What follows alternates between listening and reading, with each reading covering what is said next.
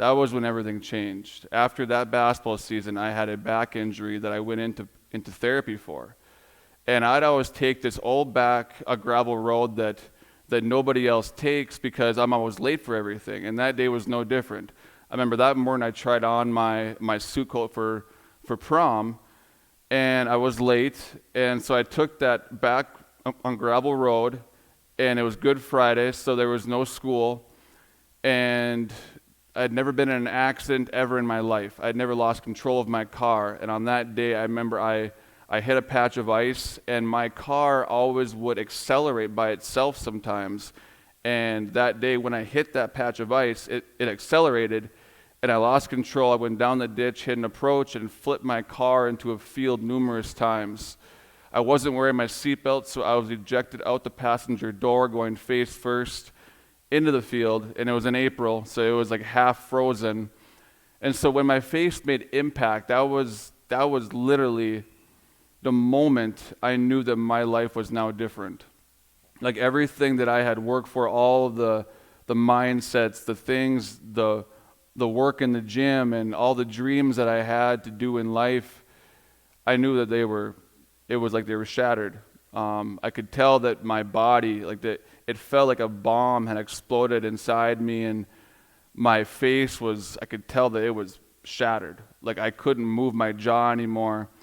And as I laid there in the field, I started to realize that, and it was so surreal, that this is the end of my life. At 16 years old, and who's going to find me? I knew where I was. I knew in this field that no one takes this road.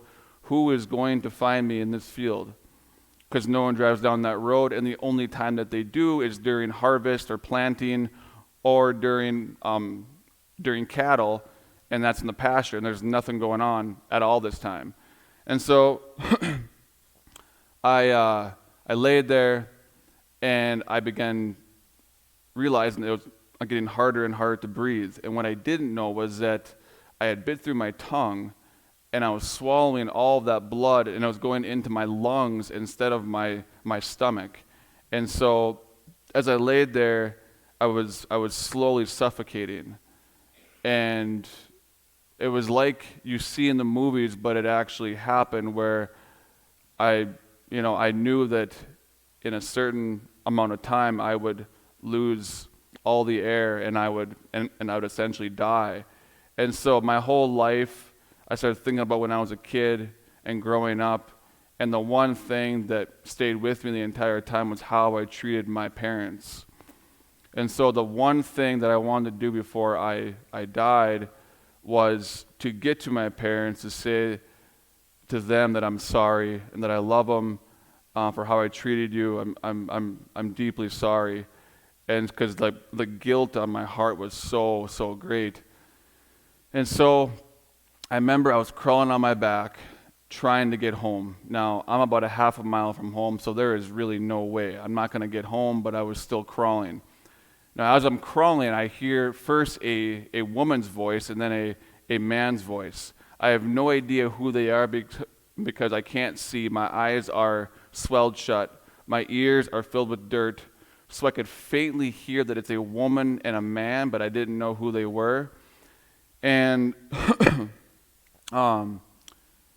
I called them the two nice people in my mind. I just said, these are really, really nice people trying to help me, but they don't understand that I'm suffocating. Like, I am going to die, and there's nothing that they can do about it. And so I remember they stopped me, they held me, and I was laying there, and I was realizing that I have a few more breaths left. And so I took what I thought was my last breath, and later on I'll share my experience. But it was a life-changing experience what I saw. But during those few minutes, and so obviously I did come back. I was then rushed to All True Hospital in Grand Forks, and my injuries were I had a completely shattered face. My nose broke into 9 pieces. My palate broke in half. I had a traumatic brain injury that was bruised and bleeding.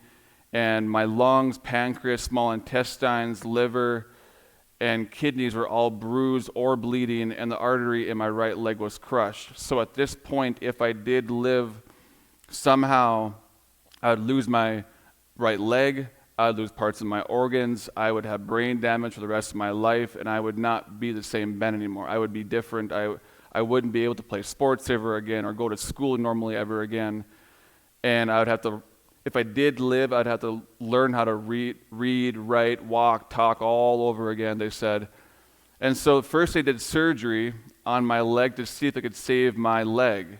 Now they told my parents that it was a very, very minimal chance that they could save my leg because they'd have to find the perfect fit vein in my right leg, which I still don't understand how they use a vein that wasn't being used. I don't know, but they told my parents that they found a vein that fit perfectly where that artery was crushed and put that in and saved my leg. And so that's amazing. I mean, right now to have my right leg is amazing when I was supposed to lose it. Next, they did exploratory surgery to see how much of each organ they had to cut out. The doctors told my parents that my liver had essentially exploded. So that was essentially gone. And so they're going to cut out different parts to try to save at least some of my organ. And so to their surprise, though, as they opened me up and saw the organs in real time, they weren't bleeding or bruised anymore. And that was a story I did with the 700 Club to show the miracles and to show the things that happened, that it was just, the doctors told me after when I talked to them about everything to write my book was that, and they just said it was a pure miracle. There was no, medically speaking, they didn't understand how my organs could heal that fast. It wasn't medically possible, but that's what actually happened. And so I kept all of my organs, but they made one mistake as they're closing me up. And they forgot to take away all the air from around my lungs. So when they closed me up, all that air pressed against my lungs so hard that my lungs then collapsed, and I was gone for a second time now. So they were trying to revive me for at least 5 minutes, they said. They went on and told my parents that if we come back in less than 5 minutes, that your son will be gone for good. And so during that time, they got everybody in the waiting room to start praying for me, for God just to perform a miracle to save my life. And they found a lung specialist during that time in the hospital, and he came in and told them to put in chest tubes. So they did that, and I came back to life. They revived me, but I was breathing all by machine. There was nothing about me that was doing anything.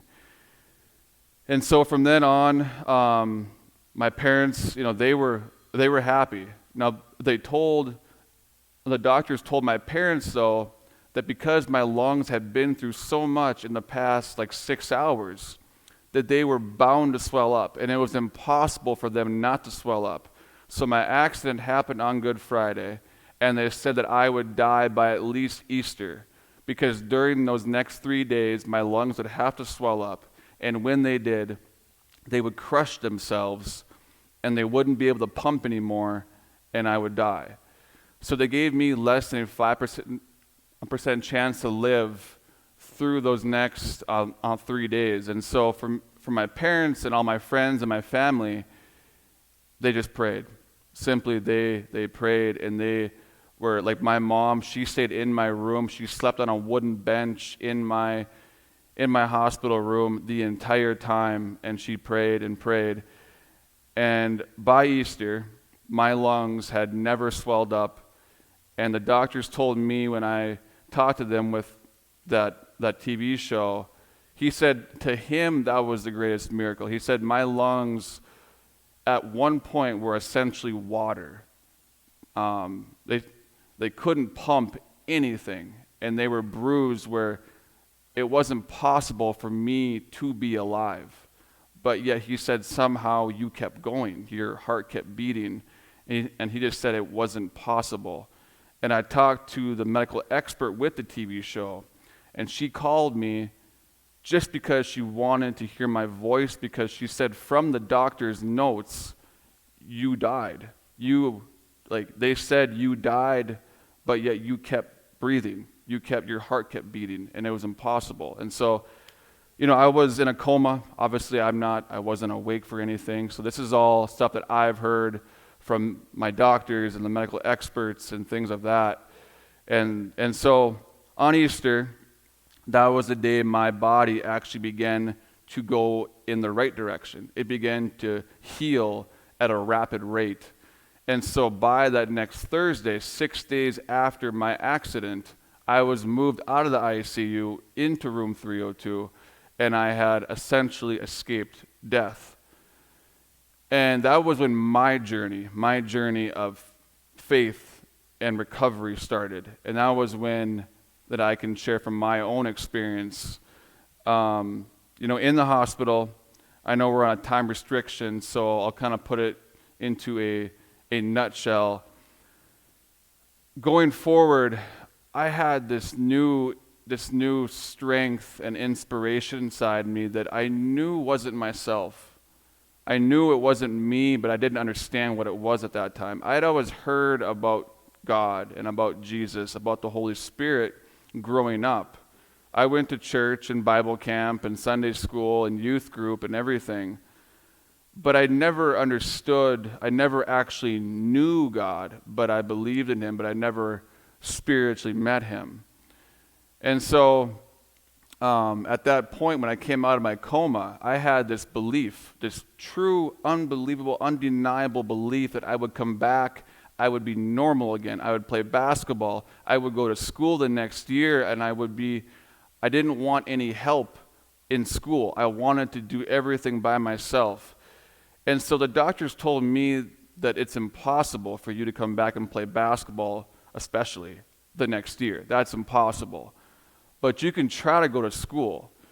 And so in the hospital, I started out not being able to walk or talk, and I had double vision, and I lost 40 pounds in 20 days in the hospital.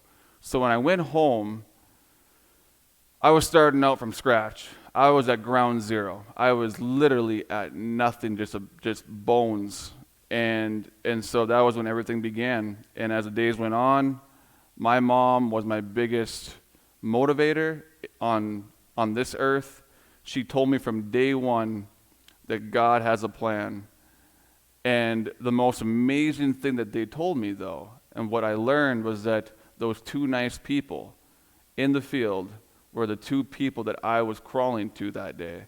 They were my parents. My parents that day found me in the field because they had a meeting that was rescheduled 3 times to that day at that very time. They left 5 minutes after me, but they don't ever take that road that I take. I take that road only because I'm late, but they're not late, and they weren't late.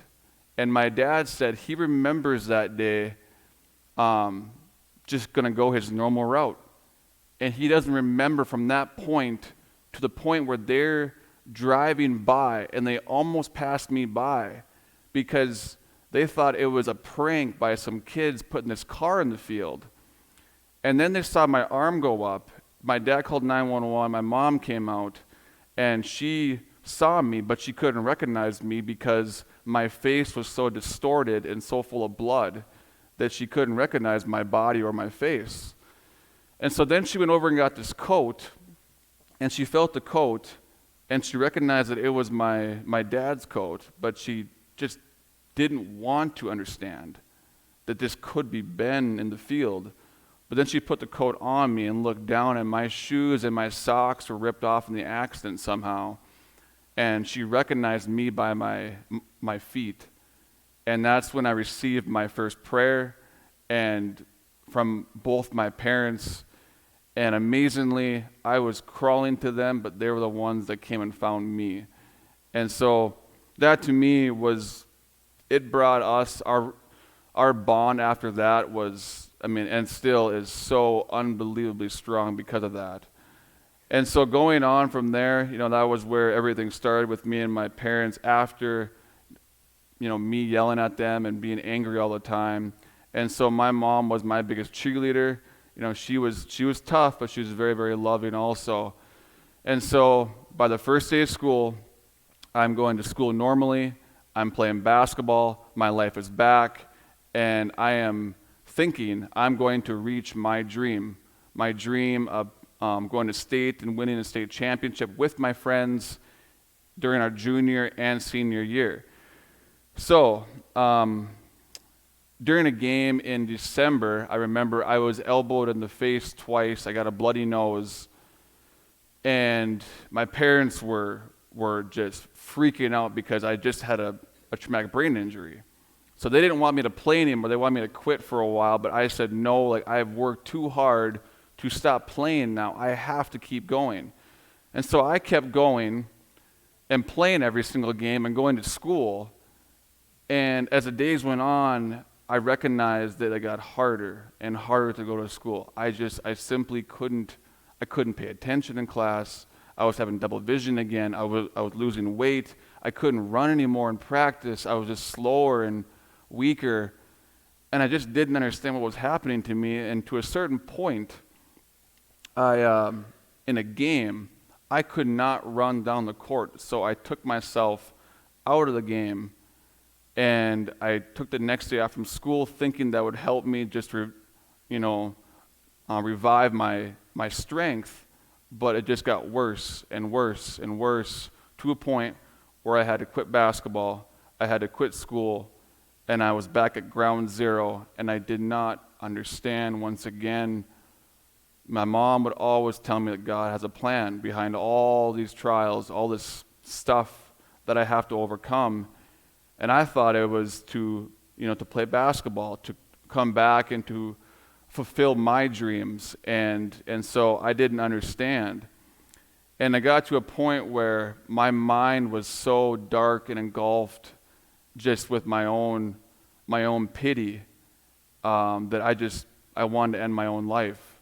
And so I got every day from a certain point, all I thought about was suicide, because I didn't understand if I had a purpose. I didn't understand anymore who I was or why I was on this earth. Like, why am I even here? Because my purpose, my identity was sports since I was like 4 years old. That was who I was. That was what I worked for. And now I'm, in my own mind, I'm nothing. I don't know why I exist at that point. And so my parents then, at a certain point, recognized that I was having these thoughts, and I truly was very close to doing it. And they brought me to the psych ward at All True Hospital in Grand Forks. And when I came in there, it was like a moment of clarity where this whole journey of life led to this point where how did I get from a joyful 5-year-old where I would go out and I would look for dinosaur bones. That's what I did in the summer all the time, is that I was always outside, so joyful, loving life. And now I'm a 17-year-old wanting to end my own life because I'm so lost. I'm so lost inner, and I just didn't understand anything about my own life anymore. And so then I saw, he was probably 5 or 6 years old, a kid in the psych ward with me. And then I went over and talked to him, and I wondered, like, why would he be in here? I mean, at that age, I was outside having a blast. I was loving life. I didn't have any stress yet, no sorrow, no nothing. And as we talked throughout that day, he explained to me why he was in there, and it broke me so much inside to hear what he told me that my heart went out to him, and love and compassion showed up. And it was like the first time, and I don't know how long, that I stopped pitying myself and feeling bad for me, and my heart went out to him, and it was like a medicine. It completely healed my depression, and there was light and inspiration again within myself, and I had the want to live my life again to the very fullest, and to come back and to try to play basketball again and to not give up.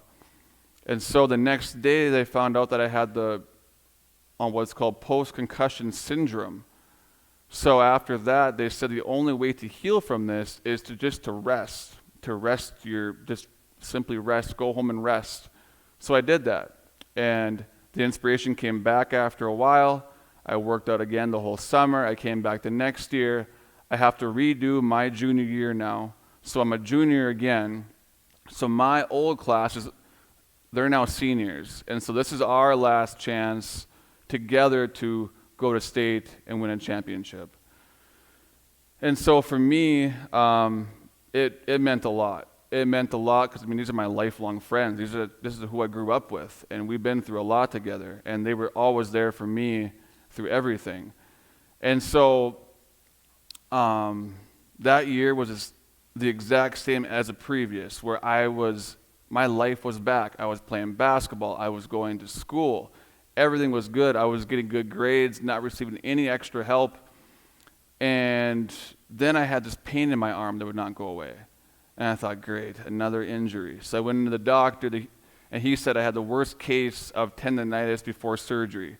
So I took a month off from basketball, hoping that I come back, I'll be fine, I'll be healed, things will be good, it'll be almost to the playoffs, and I'll be able to play then. And we'll finally reach our dream. We were rated number 1 in state that year, so we were supposed to win. We were the favorite to win the whole thing. And so when I came back, I thought that this is it. This is where it'll all come together. And so my first game back to varsity, I remember I was absolutely on cloud 9.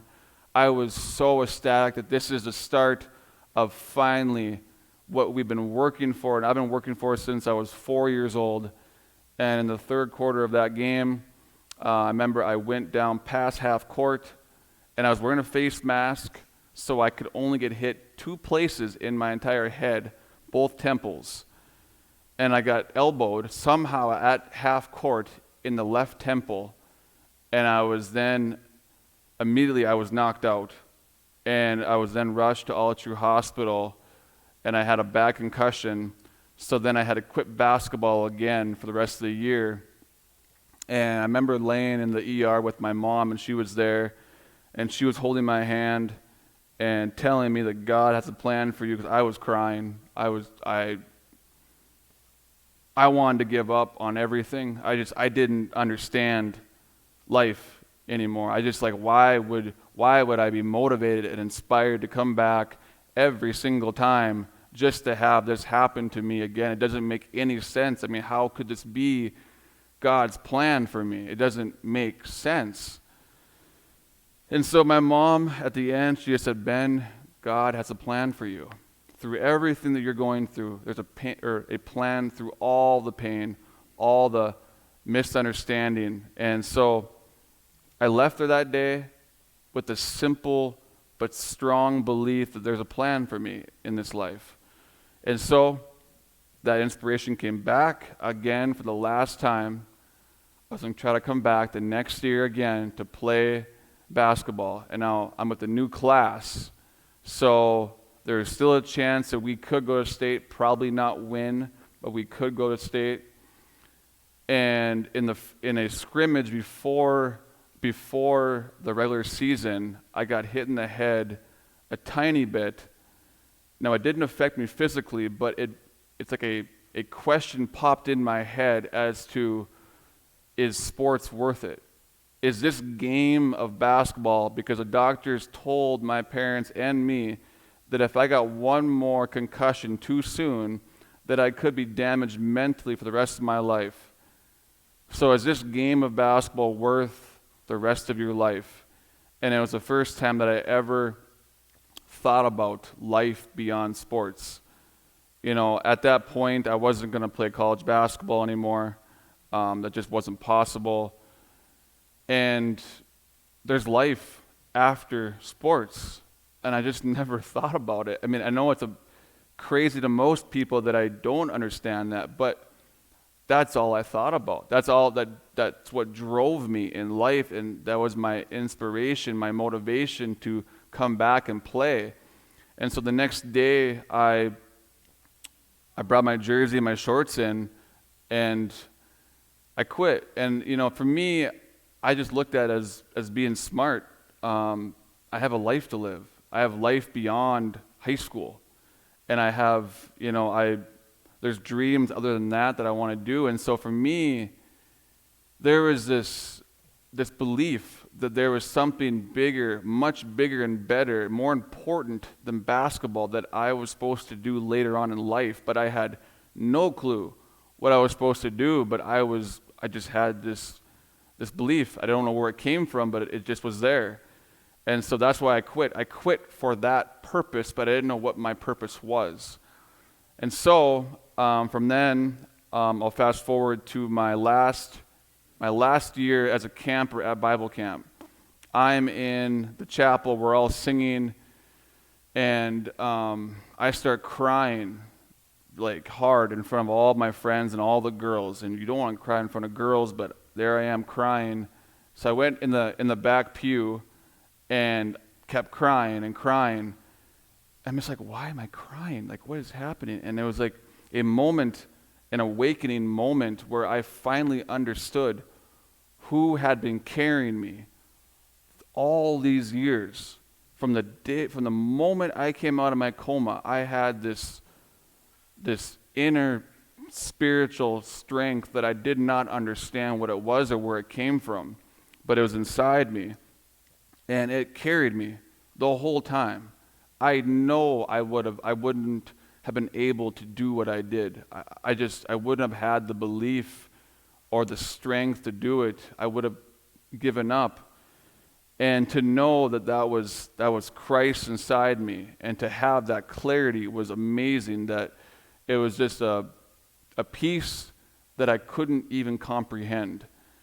And the thankfulness of just having life, to be able to live and breathe and to have all the simple things of life.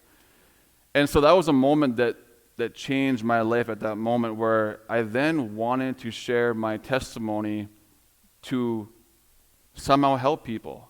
I didn't know how it would help people, but when you're inspired to do something, you just do it because you know you are being driven by God to do it, and He will work it out. Like, He will make things happen that are good. So if you knew me back then, though, you would also know that I had a speech impediment and I stuttered all the time. I would stutter, especially in front of girls.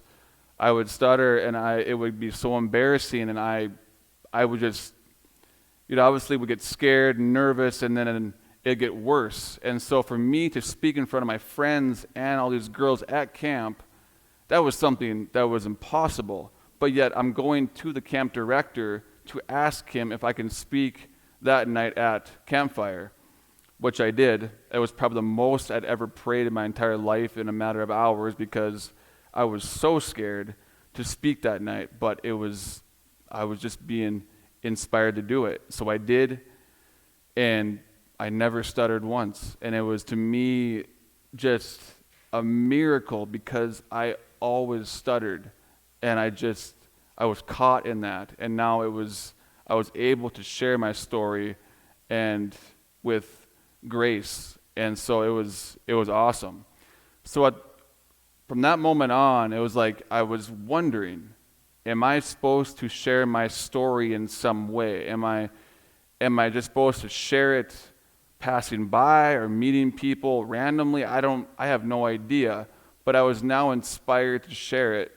And I started getting a few calls after people at camp had heard my story to share it at different places. It was very, very minimal, but it was still fun. It was still fun sharing it.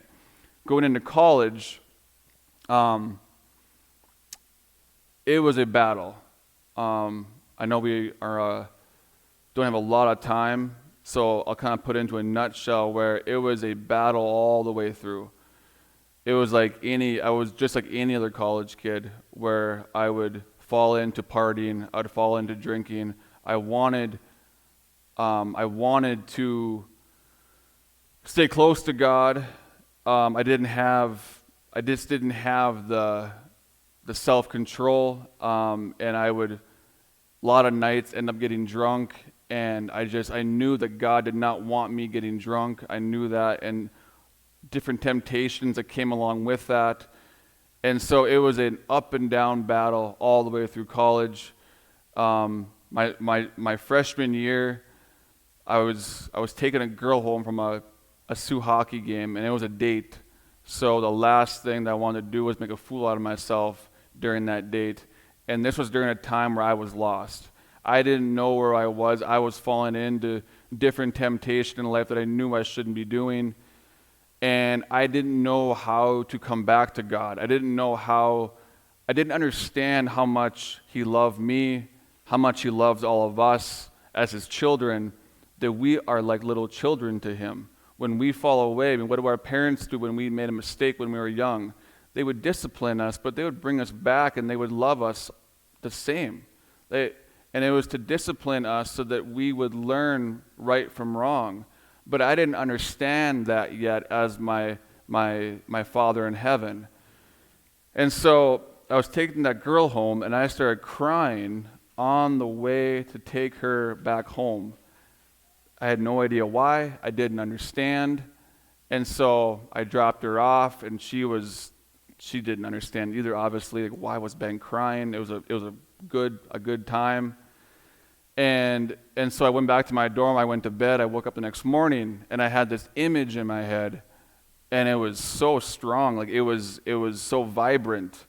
But I'm like, there's such a weird image. And the image was, it was like a vision in front of me, though, where I was looking at my dead body in the field, but the world I was looking at that had no more color, and it was all gray, and it was, to me, just bizarre. Like, what is this? And so as the day went on, it was like a puzzle was being put together as a vision in front of me, and at the same time, I am remembering what had happened in the field and realizing that this is a memory of what I remembered during. My parents said I was gone for about 4 to 5 minutes, and they thought I was dead. And then I came back to life. And they had no idea how, other than they were praying. They were praying that God would save me during that time, because they thought I was gone.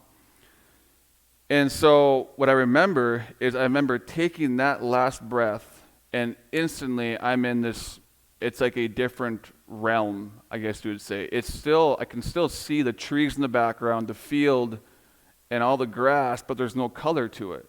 And I'm looking at my dead body and thinking to myself, I remember, this is what it's like to die? Like, there's gotta be more than just seeing this, my dead body with no color. And so it seemed like a few minutes. A man didn't walk up, but he just simply appeared to the left of me. This man, I remember right off the bat, I had to shield his face because his face was like you're looking directly at the sun. It was so bright. So I couldn't see his face, but I could see his form.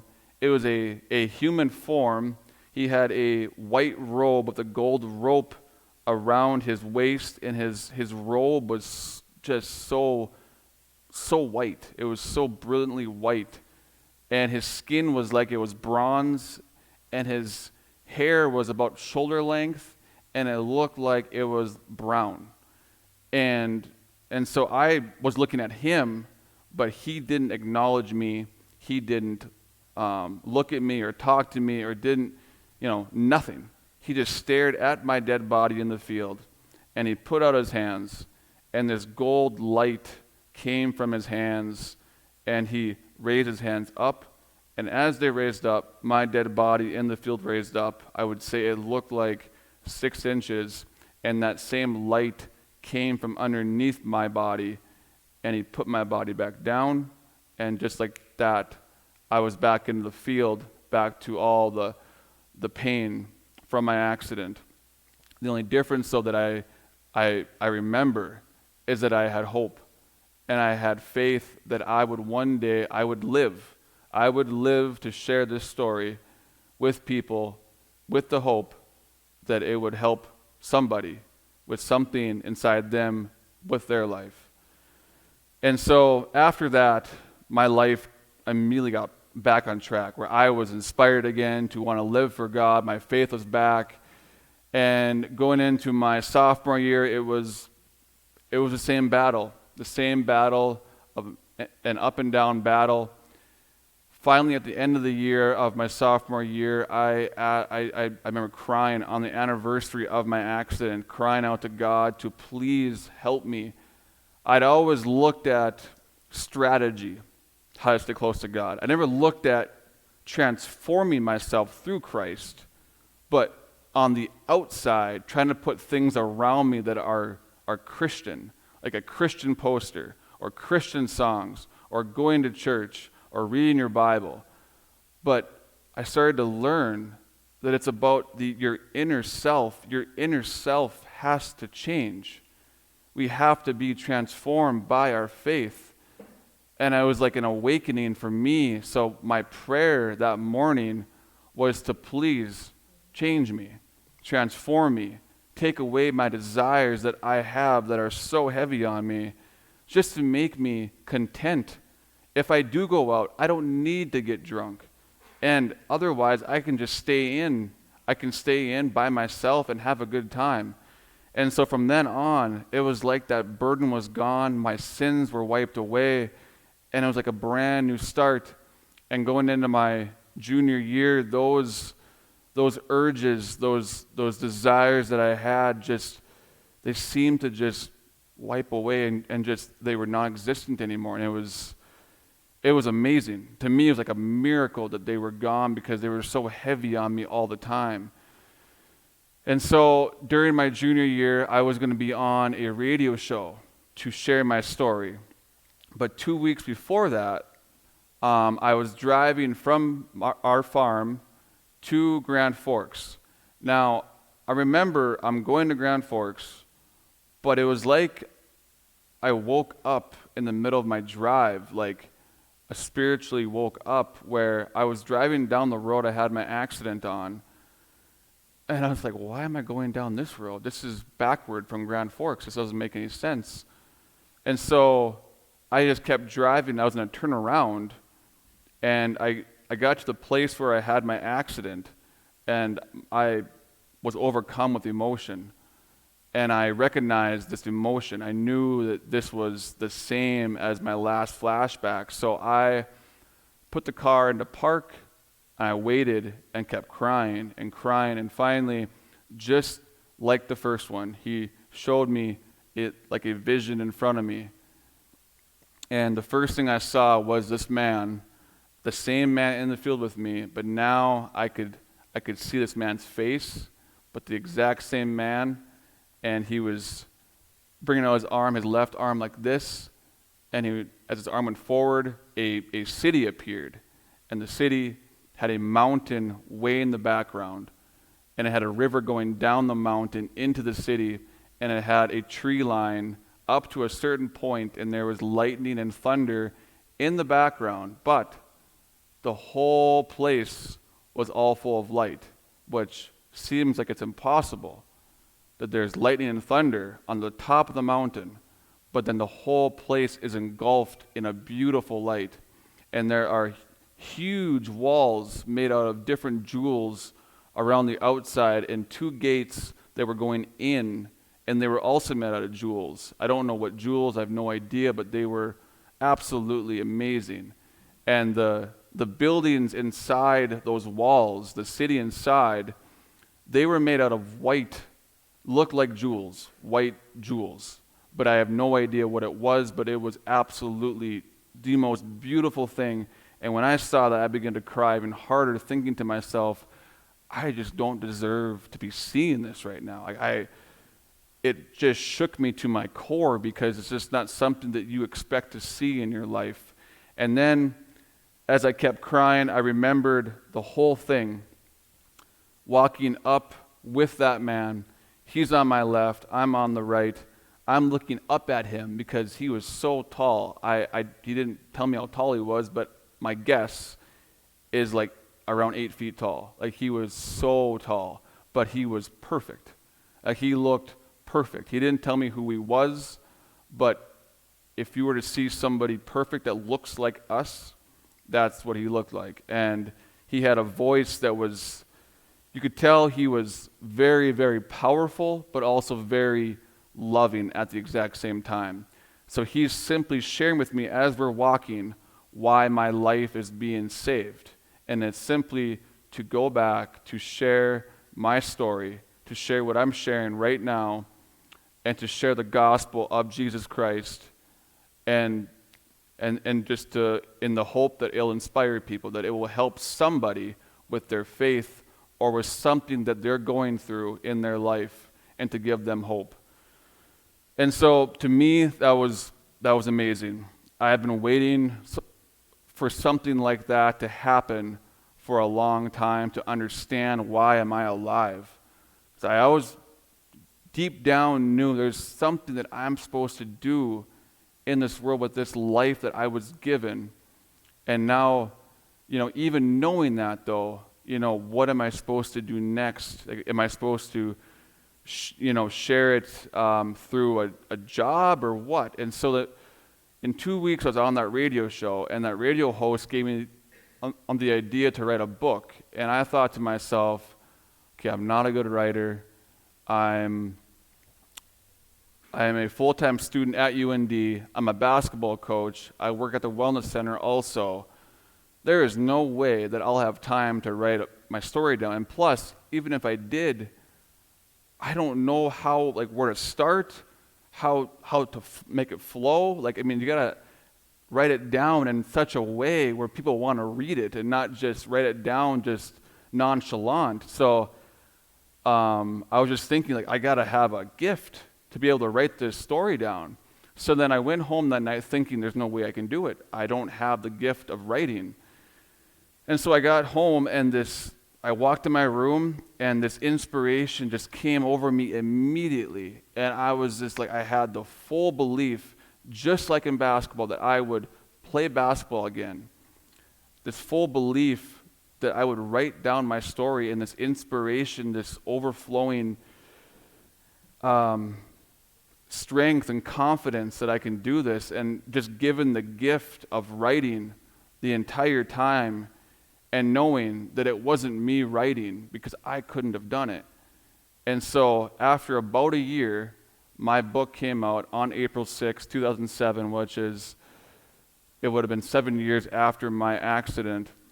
And to me, once again, just thinking to myself, it's so surreal. It's so surreal for me personally because I know who I am.